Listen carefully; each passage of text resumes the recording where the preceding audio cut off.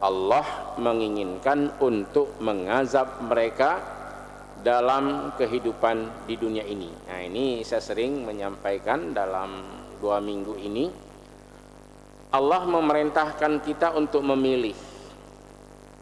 Kalau taubat diterima taubat oleh Allah, tapi jika tidak mau berhenti dari segala perbuatan maksiat dan mungkarat, tunggu saja.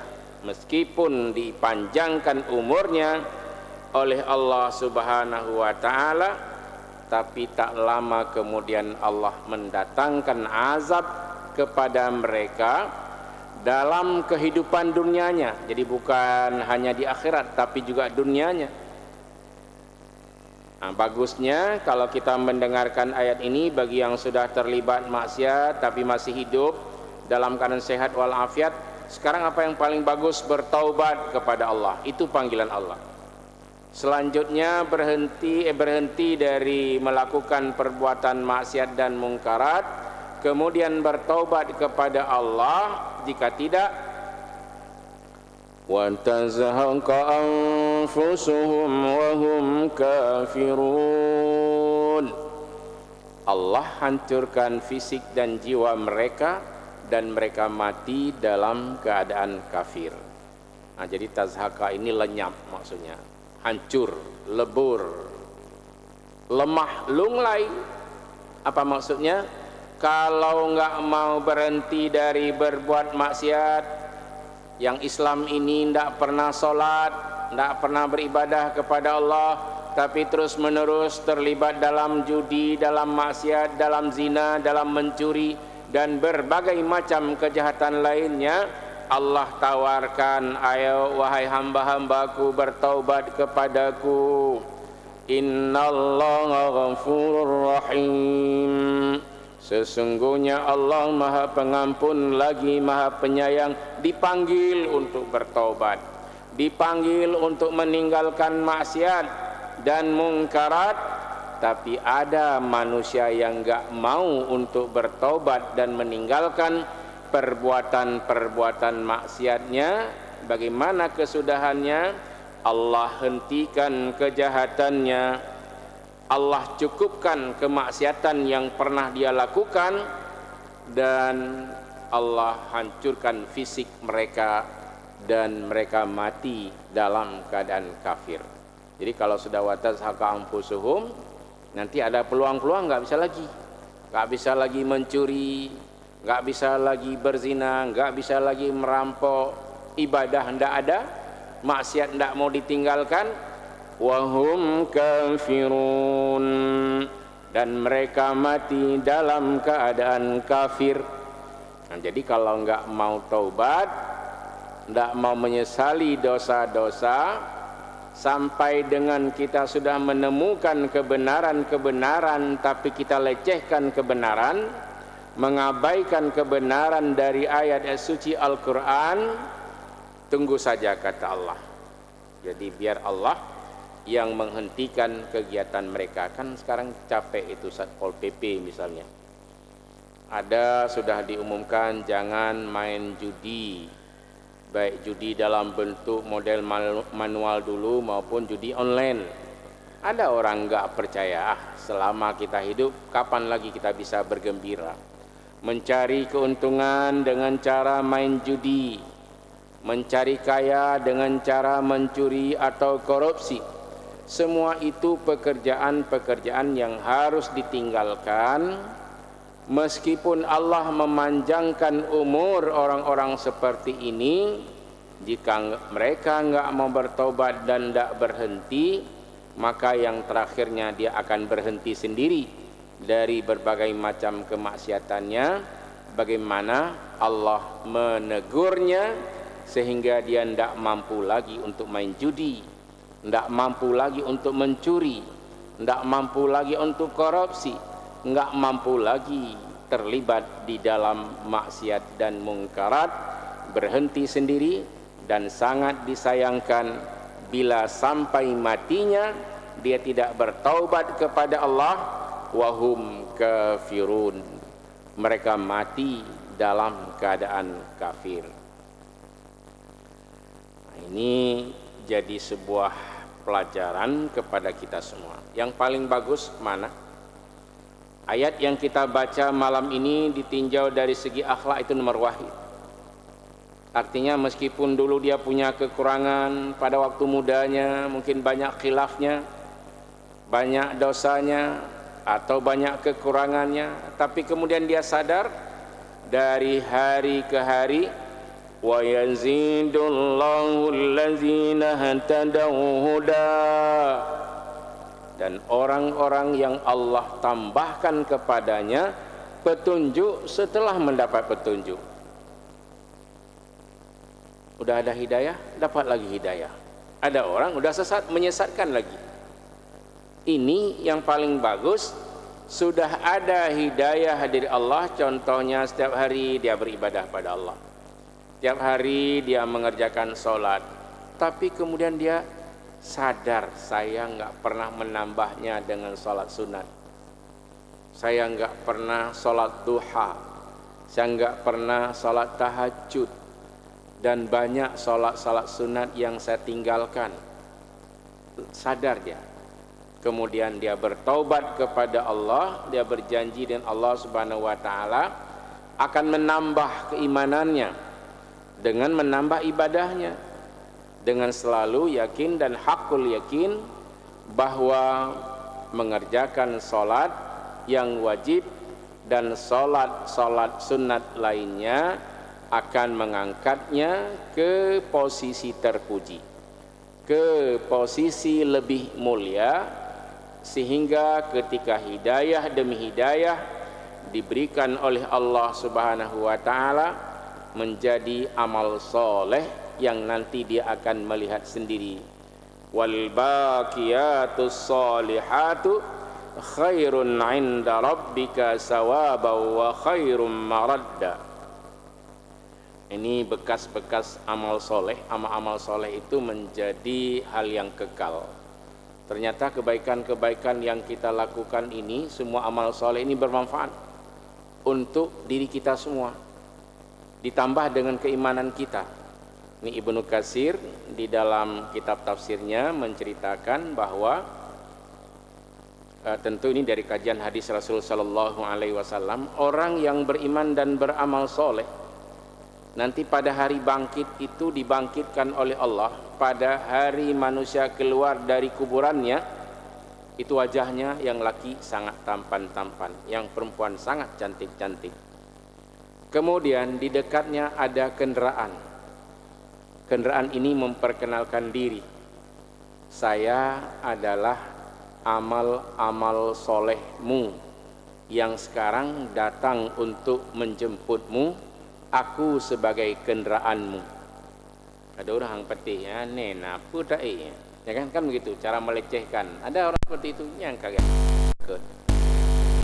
Ini ke ayat, nggak mungkin hana mungkin yang kengken, yang nyonya. Wal baqiyatus salihatu khairun 'inda rabbika sawaban wa khairum maradda. Khairum maradda artinya khairun 'indallah, sawabaha wa ajraha.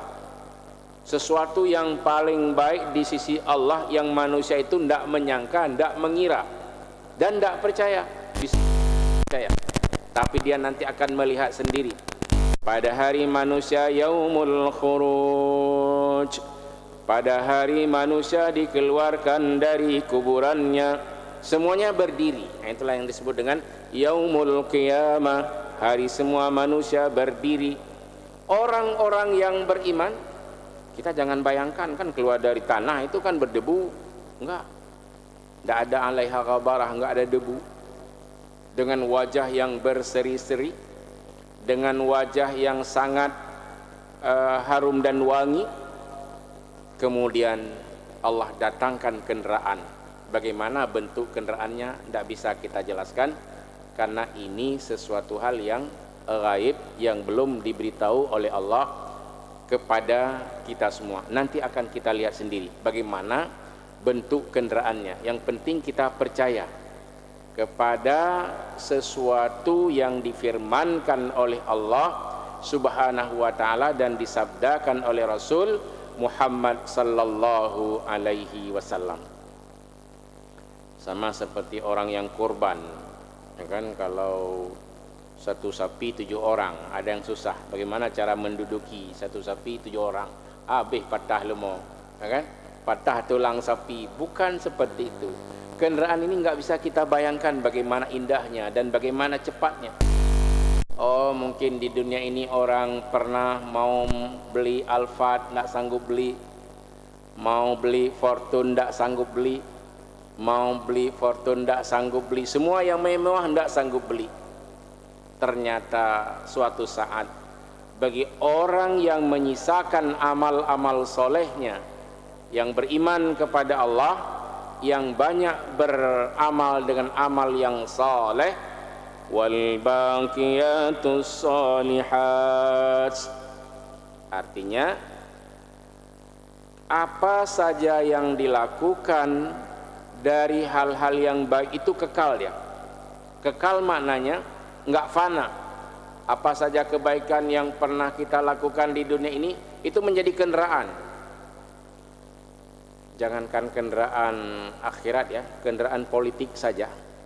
Misalnya seseorang di Indonesia ini hebat sekali, dia mau calon presiden, nggak ada partai, nggak ada kendaraan, nggak ada yang ngajak, bagaimana cara dia untuk mencalonkan diri? Itu saja nggak bisa. Demikian juga ini misalnya orang-orang yang beriman dan beramal soleh, imannya itu kepada Allah Azza wa Jalla, sedangkan amal-amal soleh itu bermanfaat untuk dirinya sendiri, yang menjadi kendaraan yang akan mengangkatnya dan menaikinya. Ini kalau kita percaya kepada hadis-hadis Rasulullah Sallallahu Alaihi Wasallam, berarti amal soleh itu nanti akan datang memperkenalkan diri. Ya kan masa cesoro nyokulun amal soleh yang drone pubuk jamun, sehingga gebalah li Allah Subhanahu wa taala. Sekarang naiki. Inilah kendaraan yang sangat bagus untukmu. Wal baqiyatus sholihatu khairun 'inda rabbika. Bekas-bekas amal solehmu, amal-amal solehmu yang kekal ini khairun 'inda rabbika, lebih bagus di sisi Tuhanmu, sawabau wa khairum maradda. Ini khairum maradda diterjemahkan khairun 'indallah sawabaha wa ajraha. Bagus sekali di sisi Allah. Apa yang bagus? Pahalanya dan balasan Allah Subhanahu wa taala yang belum pernah kita lihat dengan mata kepala kita. Dan nanti semua orang percaya dengan berbagai macam pemberian Allah Subhanahu wa taala. Ini mudah-mudahan ayat-ayat akhlak yang kita pelajari di dalam Al-Quran ini bertambah yakin kita kepada Allah Subhanahu wa ta'ala. Ini kalau kita lihat munasabahnya, langsung kita pada ayat 85. Nah, ini kalau kita lihat munasabah ayat 76, langsung kita lompat ke ayat 85. Bagaimana cara Allah membangkitkan orang-orang yang beriman dan bertakwa itu? Yauma nahsyurul muttaqina ilar rahmani wafda. Pada hari Allah mengumpulkan atau membangkitkan seluruh orang-orang yang bertakwa menuju Allah yang Rahman wafda, dengan sangat terhormat. Wafda ini ada delegasi. Nih kalau kita lihat orang-orang yang diutus di sebuah negeri ke negeri yang lain, misalnya untuk mengikuti KTT non-blok, mengikuti acara-acara di PBB, bagaimana kita lihat utusan-utusan dari negeri kita itu sangat terhormat dan dihormati. Demikian juga dengan hamba-hamba Allah yang terpilih di muka bumi ini untuk beriman dan beramal soleh, di akhirat nanti dianggap melebihi duta besar, wafda, melebihi delegasi-delegasi yang hebat di dunia. Mungkin di dunia pernah kita lihat orang yang ketika masuk misalnya ke ruang PBB, semua orang berdiri, tepuk tangan, sudah hadir orang sangat terhormat. Jangankan di PBB, di hari wisuda saja, ya kan? Ketua Senat, Bapak Rektor, pembantu Rektor, dekan-dekan, wakil dekan, dan seluruh anggota Senat memasuki ruang upacara. Hadirin mohon berdiri. Nah, ini karena orang terhormat masuk. Orang terhormat masuk. Terhormat di perguruan tinggi karena di dalamnya ada mahasiswa-mahasiswa yang dia pernah berguru kepada guru-gurunya. Disilahkan berdiri. Ya wa iza qila inshuzu fanshuzu. Bila kita diperintahkan berdiri, berdiri. Ada orang nak ikut cara anak ikut bedah. Pak yang kahir raji. Tidak seperti itu. Ya kan? Di akhirat nanti langsung itu digerakkan oleh Allah. Digerakkan oleh Allah. Tidak ada istilah kalau diperintahkan berdiri enggak mau berdiri. Orang yang dipanggil oleh Allah misalnya aina shaimun, mana orang-orang yang berpuasa, langsung tergerak fayakumun,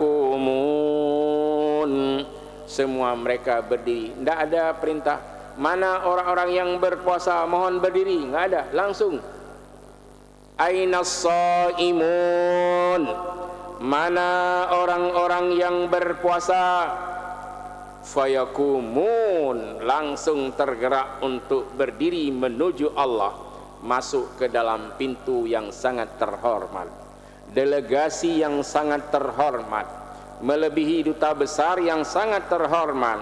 Yauma nahsyurul muttaqin, yauma nahsyurul muttaqina ila rahmani wafda. Pada hari kami bangkitkan, kami kumpulkan orang-orang yang bertakwa menuju Allah yang Rahman, wafda, sebagai delegasi yang terhormat. Nah, ini Allah menyebut rukbanan dan wafdun itu atau al-wafad dengan dal, ya, dengan dal itu artinya delegasi yang sangat mulia dan sangat terhormat.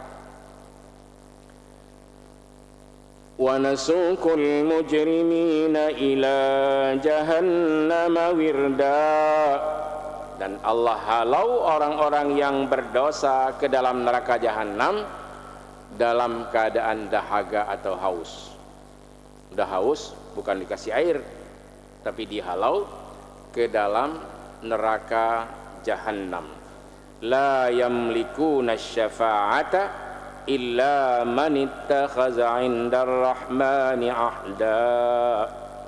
Mereka tidak mendapatkan syafaat kecuali orang-orang yang telah mengadakan perjanjian dengan Allah. Apa janji kita dengan Allah? Asyhadu an la ilaha illallah wa ashhadu anna Muhammadar Rasulullah. La ilaha illallah Muhammadur Rasulullah. Nah, mudah-mudahan nanti kita rajin-rajin mengucapkan kalimat la ilaha illallah. Sekurang-kurangnya rajin-rajin bertakziah di kampung, di masyarakat. Nah, itu juga sering kita membaca kalimat la ilaha illallah Muhammadur Rasulullah, dan kita sudah bersyahadat, namanya sudah mengikat janji dengan Allah yang Rahman dan Rahim. Semoga kajian dan pengajian kita malam ini selalu dalam keadaan bermanfaat. Kita ambil faedah dan pengetahuannya dari ayat-ayat Allah Subhanahu wa ta'ala. Hadanallahu wa iyyakum ajma'in.